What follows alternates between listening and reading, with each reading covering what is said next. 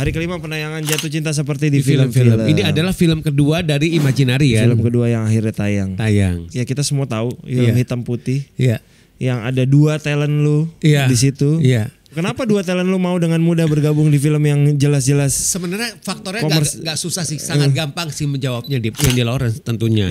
Karena Yandy Lawrence sama Dion itu kan juga long time collaborator kan. Betul, dari mulai sore mengakhiri cinta dalam 3 episode. 3 episode, kisah apa sepanjang masa itu, kemudian juga yang hilang dalam cinta. Ya kan. Nah, jadi kalau lu tanya gue ya itu faktor itu yang membuat gue tertarik dan tentu saja 2 talent gue, Julia Estella sama Dion Wiyoko tanpa berpikir panjang langsung mereka iyain kayak gitu loh. Iya. Tapi satu hal teman-teman sekalian apa yang gue garis bawahi juga adalah bahwa walaupun hubungan gue sama Dipa sama Ernest itu kami cukup dekat ya sebagai teman juga. Kalau untuk urusan kerjaan itu pendekatannya kami juga tetap profesional. Jadi betul. Ernest sama Dipa itu nggak pernah telepon gue untuk bilang lu kasih gue harga spesial dong, nggak pernah seperti itu. Kayak jatuh cinta seperti di film-film itu gue deal sama Mita. Betul. Lu sama sekali nggak kayak ikutan gitu loh. Jadi buat gue profesional. Dan gue juga nggak pernah telepon lu juga untuk lu bisa ngasih harga yang bagus buat talent gue. Kita jalani aja prosesnya.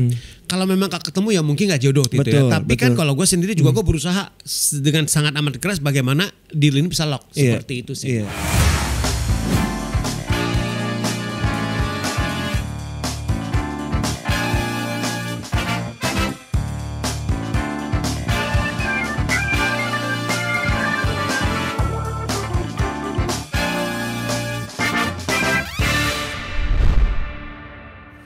Halo teman-teman, balik lagi di program Di Belakang Layar. Hari ini kita episode ke 137. Dan ini episode yang sangat spesial. Hari kelima penayangan Jatuh Cinta Seperti di film-film. Ini adalah film kedua dari Imaginary kan? Film kedua yang akhirnya tayang. Selamat loh, selamat. Mudah-mudahan hasilnya bagus ya. Amin. Ini film yang ya kita semua tahu, film hitam putih. Yang ada 2 talent lu di situ. Sebelum kesana gue mau nanya dulu, kenapa 2 talent lu mau dengan mudah bergabung di film yang jelas-jelas? Sebenarnya faktornya gak susah sih, sangat gampang sih menjawabnya Dip. Satu, karena produsernya itu lu sama Dipa. Dan maksudnya, lu sama Ernest kok sama Dipa sih. Nah, karena kan buat gue selama ini kan gue ngerasa kita kan tumbuh dan berkembang bersama ya. Maksudnya dari film pertamanya Ernest sampai sekarang itu selalu ada talent Avatar 88 ya kan. Kemudian juga lu bikin PH sama Ernest, masa gue gak support sih. Karena gue juga ngerasa bahwa kalian juga memberikan kontribusi yang besar terhadap apa ya perkembangan karir daripada talent di Avatar 88 juga. Jadi gue gak bisa lupa. Itu satu. Yang kedua itu adalah Yandy Lawrence tentunya. Karena Yandy Lawrence sama Dion itu kan juga long time collaborator kan. Betul.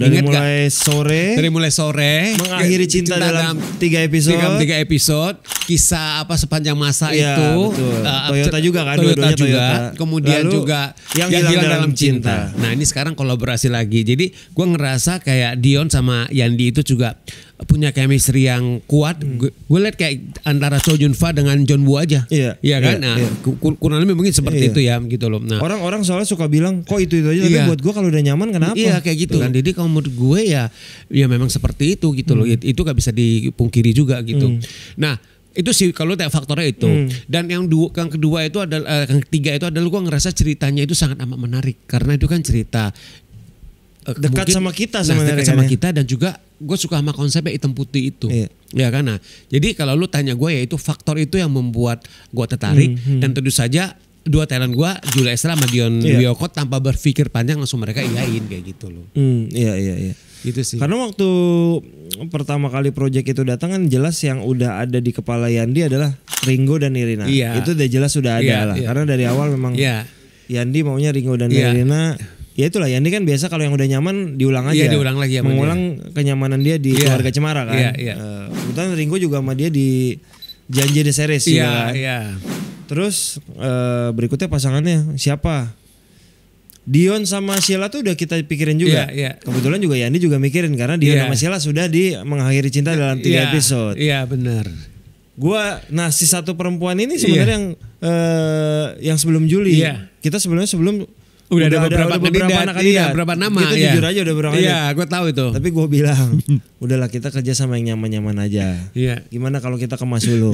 Udah jelas kita lihat listnya. Ya udah kita coba Juli aja. Mungkin mau. Akhirnya ternyata berjodoh. Jadi buat gue kan kerja kan kita sama teman, bukan berarti yang lain nggak nyaman tapi maksudnya untuk proyek yang kita butuh kedekatan dan kecepatan ini kita pilih sama teman-teman aja dulu gitu. Betul. Dan itu yang menarik juga itu kan Julie syutingnya dalam kondisi hamil tua kan gitu loh. Jadi ya memang itu juga gue juga ngerasa ya karena Julie juga udah nyaman sama Ernest ya kan, sama Yandi, jadi dia juga gak susah juga mendapat izin dari suaminya juga. Kedua ya, yang kedua setelah milih Mamet kan. Betul, dan dia juga dia udah baca, dia suka sama ceritanya, jadi semua berjalan dengan baik lah. Nah, tapi satu hal teman-teman sekalian apa yang gue garis bawahi juga adalah bahwa walaupun hubungan gue sama Dipa sama Ernest itu kami cukup dekat ya sebagai teman juga, dan juga kalau untuk urusan kerjaan itu pendekatannya kami juga tetap profesional. Jadi betul.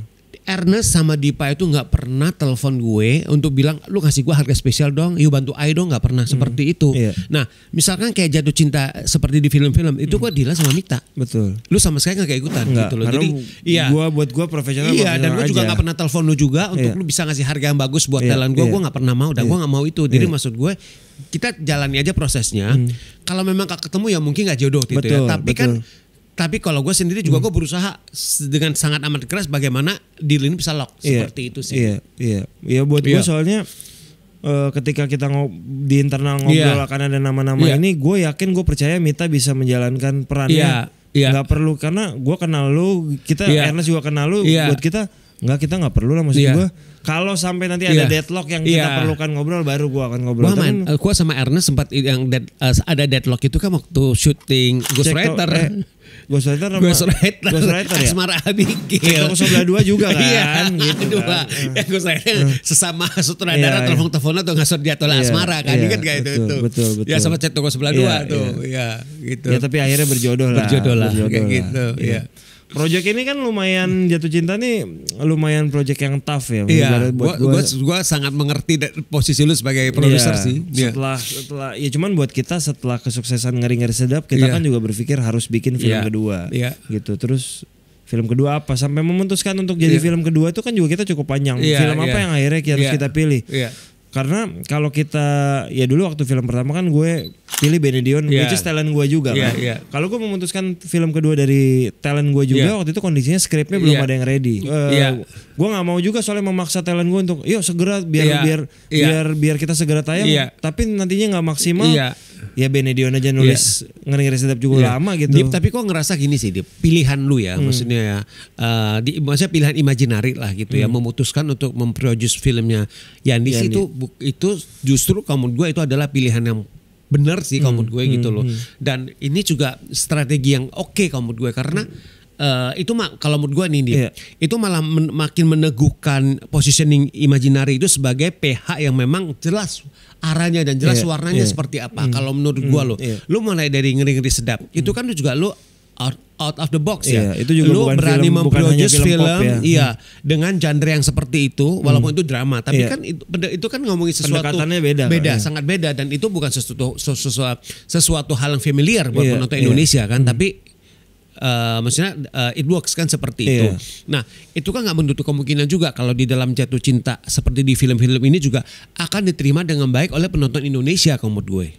Iya kan? Amin lah ya. Ya kita berharap mudah-mudahan akan diterima dengan baik, karena kalau menurut gue ceritanya juga sangat solid ya kan. Kemudian juga kita tahu lah bagaimana cara Yandi mendirect filmnya dia gitu kan. Kemudian ini juga ada sesuatu yang baru juga, karena itu hitam putih BW gitu loh. Maksud gue itu sebenarnya kan kalau menurut gue juga itu kalian juga memberikan sebuah tontonan yang beda aja ke penonton, dalam arti juga ada unsur edukasinya juga loh, bahwa sebenarnya film dengan konsep BW itu juga film yang sangat bisa dinikmatin sebenarnya. Penonton bisa enjoyable gitu loh menikmati film itu. Kalau menurut gue sih bukan kayak berarti gitu. jadi bikin bosen juga. Iya, dan itu bukan satu film yang bikin lu tuh kalau nonton itu bikin lu berpikir keras kayak gitu loh. Iya.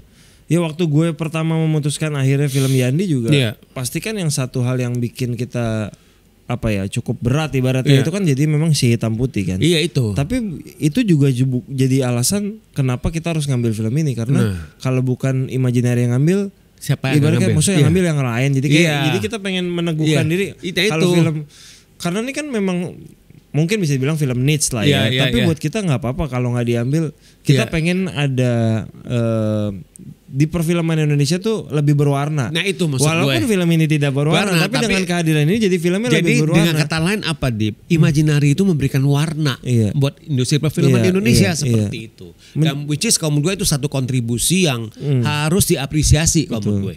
Karena kita tahu sama-sama tahu bahwa sekarang hampir semua film di setiap minggu pasti ada film horor kan. Iya, betul.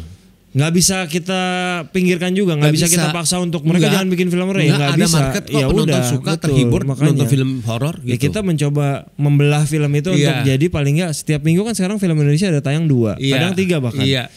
Satu horor oke lah, tapi satunya mencoba untuk selalu ada yang non horor supaya kita juga mengimbangi kan. Jadi lu berikan pilihan ke penonton Indonesia gitu loh. Betul sih.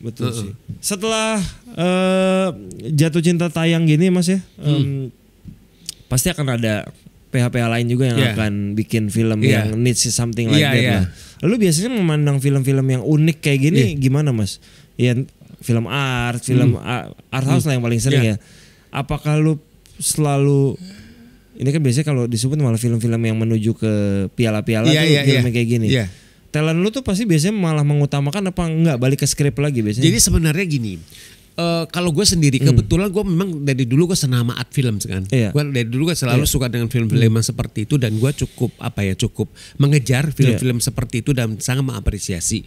Nah, di Lala juga talent-talent gue juga mereka itu juga mostly juga mereka juga suka dan mengapresiasi gitu. Jadi kalau di kita di gua itu di Avatara itu adalah kita cari balance aja gitu loh. Maksudnya dalam arti project komersial harus dikejar. Karena apa? Karena itu memang itu backbone-nya kita kan seperti itu dong kayak gitu.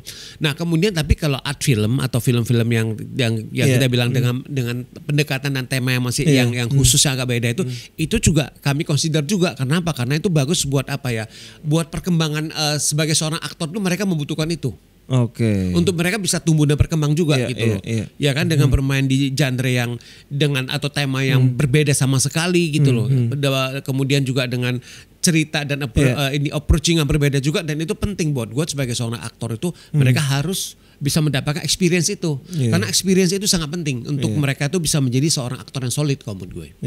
Gitu. Iya sih karena terkadang perlu juga sesekali seorang aktor main di film yang kayak gini ya. Jadi keluar dari comfort zone mereka kayak gitu.